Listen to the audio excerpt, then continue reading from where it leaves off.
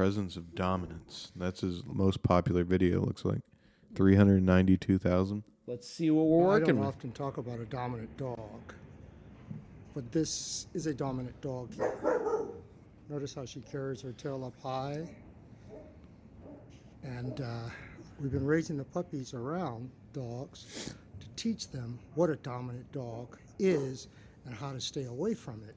And this is the example that I'm talking about. This dog and the puppies are staying away.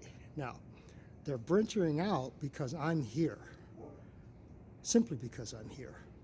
But let's see what happens when this girl turns around and takes a look at them to even check them out. And you'll see the body language that I'm talking about. First, they look at what would be considered prey, and then the body language. And from the body language, then comes the growl, the bark, and the attack. And that's what she would do. So we're going to see. Notice how her tail is up high and curled on the end. She's just looking, ears. One ear is to me. At the moment, both ears are back, listening to me. But she's separated herself with this barrier here because she wants nothing to do with them. This is her personality. This is this dog's personality. She's a strong, dominant personality. And that's why she gets along well with my dominant male. And I have them together constantly, 24 hours.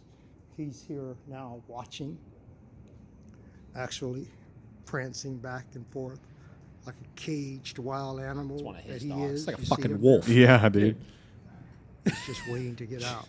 See how he goes back. Look at that. Like, Back. Yeah. terrifying. I know. Can you imagine walking into somebody's house and seeing that thing? Yeah. It's literally like a wolf dog. Yeah. And just that, like, stalking back and I forth. know. God damn. It's like, give me my woman.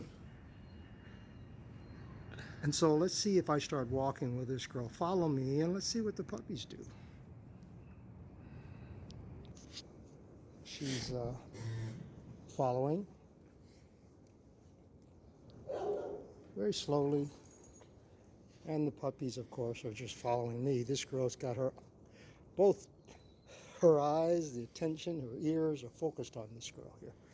And she's kind of standing her distance because she's saying, hey, I don't want anything to do with you.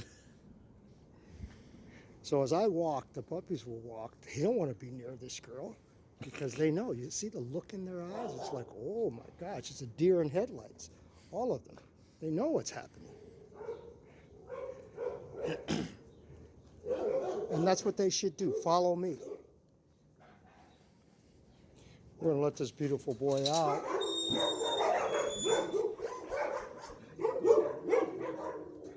Oh my God.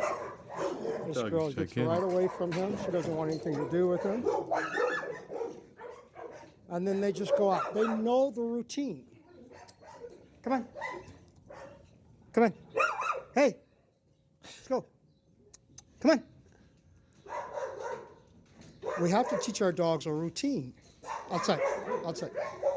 No matter how dominant, assertive, aggressive they are, they must know the body language. When I say something and I shoo them on, they got to know. Because if we can get a dog moving backwards, we're going to be successful. But a dog that continues going forward in spite of what we want, opposition, is that we've got to stand our ground and send them on.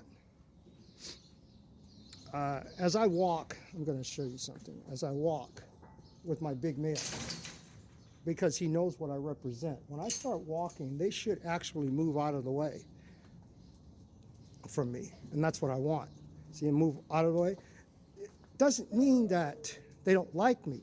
It just means that they're giving me my ground. Watch how this guy does when I come directly to him. You see how he slinks away? And that's what we want. He can turn around from behind and follow. That's not a problem because that's the position that he's supposed to be in. Even with an extremely dominant dog, what these two are. And I keep them separate from the others because that's who they are. I'm not trying to change them.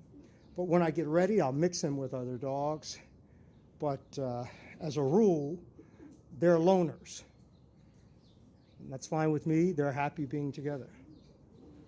We'll continue. We'll continue. That was pretty fucking good, though. I think I can. I think I can. What else we got here? Come on. What are your thoughts on that one, though? Yeah, I guess I didn't really get so here's the thing, right? This is where you get into the controversy of Brandon Fouche, right? Like he's talking a lot about these concepts of dominance, right? Yeah. And he's talking about how animals respond to dominant personalities, right?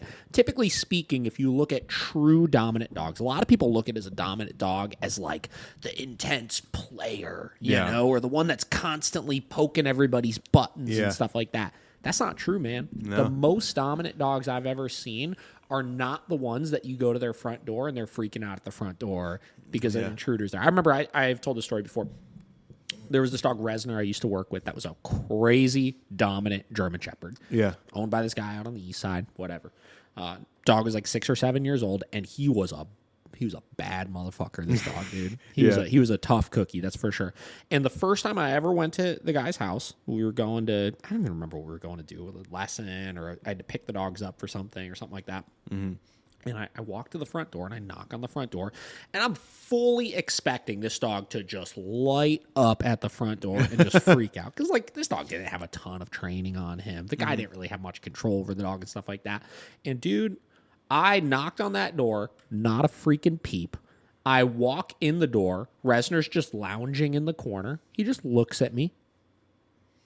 And that's it. And I walked in, and I was just like, shit. Like, that moment right there kind of opened my eyes up to the most dominant of dogs don't need to prove themselves constantly to people. Yeah. They just know it to be true. You know what I mean? Yeah. And that's what he's getting at with that video, right? Yeah. Those two dogs he was discussing.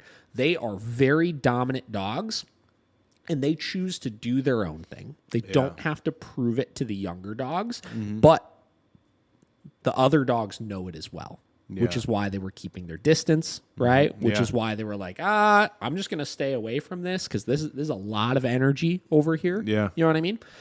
And then he ultimately said, right, through this video, humans still have to be on the top of that totem pole. Yeah. Right? We don't like to talk about dominance. We don't like to talk about quote unquote dominating our dog, right? Or getting our dog to be quote unquote scared of us or anything like that. It's not about that. But he said you have to if you own a very dominant dog, or any dog, frankly, you have to have a presence with your dog of being more superior to them, right? If you are not able to, he uses the term hormonally manipulate them, right? Which basically the point he's getting across is you could internally make them feel completely different ways through what you're doing with or to them. You know what I mean? If you don't have the ability to really capture that personality and bring it down a little bit with your dog, you're shit out of luck. And that's why he said in that video we watched last time, this Zeus, are you an alpha to your dog, right? He said most people think of being an alpha to your dog or being dominant over your dog as the dog responding to commands. That's not the case, right? Dogs that I've seen plenty of dogs that respond to commands perfectly fine because they're avoiding a correction or because they want to get a reward from the owner and they listen very well, right? But ultimately the owner still doesn't have a presence with the dog. Right? It's still on the dog's terms to some extent. Right? Which is why he doesn't want to get it clouded. I see. You know what I mean? So it's good. I mean, this is stuff these are conversations people should internally have with themselves when they're dealing with especially difficult dogs. Especially if you got dogs that have aggression issues and stuff like that. We want to ignore this concept that our dog needs to understand that we are in charge. You know? Yeah. I think he did a wonderful job of like showing Showed the it. puppies and then being afraid of the female and then bringing the male out and then showing they respect him to get out of his way or whatever.